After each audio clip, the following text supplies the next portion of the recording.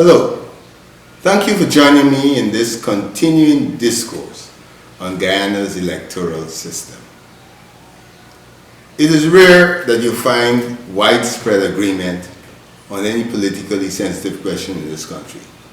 But today, agreement is almost unanimous that Guyana needs constitutional reform. That includes electoral reform.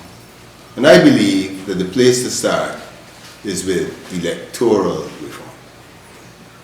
This concerns all Guyanese deeply, and we must all play our part to reach an outcome we can be comfortable with. Today I want to put the spotlight on the 1961 general elections in Guyana. Why go all the way back to 1961, you may well ask? Well, I believe you will find that the 1961 elections was a critical turning point in our politics. I shall show that there is more to understanding our politics than demography, and try to shed light on the importance of understanding the system. So what are the facts? The general elections were held on the 21st of August 1961. Of course, Guyana was still a colony at the time, British Guyana. The electoral system was first past the post. We had not yet changed to proportional representation. This means that voters voted for a candidate in their constituency. The candidate with the most votes was the constituency winner, and the party with the most winning candidates won the election. The country was divided into 35 constituencies. So the parties were competing for 35 seats.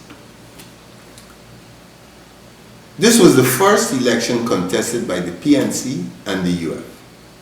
It therefore signaled that the breakaway of the PNC from the PVP that had started in 1955 was now complete. For the purposes of this presentation, we're going to focus on the PVP and the PNC. So what were the results? The PVP polled 93,085 votes to the PNC's 89,501 votes. These were close results. Just look at the pie chart. In percentage terms, this amounted to 42.6% for the PVP and 40.99% for the PNC. In other words, the difference between the parties was just 1.6%. This election therefore established the PVP and PNC as the two main protagonists of the Guyana political landscape. From then on, politics in Guyana would be dominated by the rivalry of these two parties. Moreover, with the PVP drawing its support chiefly from Indo-Guyanese and PNC support coming mainly from Afro-Guyanese, the emergence of these two parties institutionalized Afro-Indo ethnic rivalry in Guyana and helped to establish the polarized political environment that we experience today. So what was the final overall outcome of the general election? In the end, the PVP scored a resounding victory and was named government. How was that possible, given the close poll counts? Well, it has to be remembered that it is seats, not votes, that determine the outcome of an election. The PVP gained 20 seats to the 11 won by the PNC. The UF got the other 4. How is it possible for the PVP to gain almost twice the number of seats with just a small margin of votes? The answer to this question rests in geography, not demography. Simply put, the PVP support was concentrated in the rural areas and the PNC support was urban. And there were more rural constituencies than urban constituencies. This was a case of geography over demography. A quick run-through of the list of constituencies won by the PPP and the PNC will illustrate this rural-urban divide. PPP seats: Quarantine River, Quarantine East, Quarantine Central, Quarantine West, Berbice East, Berbice West, Maikoni, Mahaika, Demerara Coast East, Demerara Coast Central, Demerara Coast West, Houston, Lower Demerara River, Canals Polder, Vredenhoek, Leonora, Bursiri, Essequibo Islands, Suddy, and Pomeroon. PNC seats: New Amsterdam, Berbice River, Abari, Kitty, Campbellville, Working Rust, Georgetown South, La Penitence Lodge, Rumvelt, Upper Demerara River, and Mazaruni Potaro.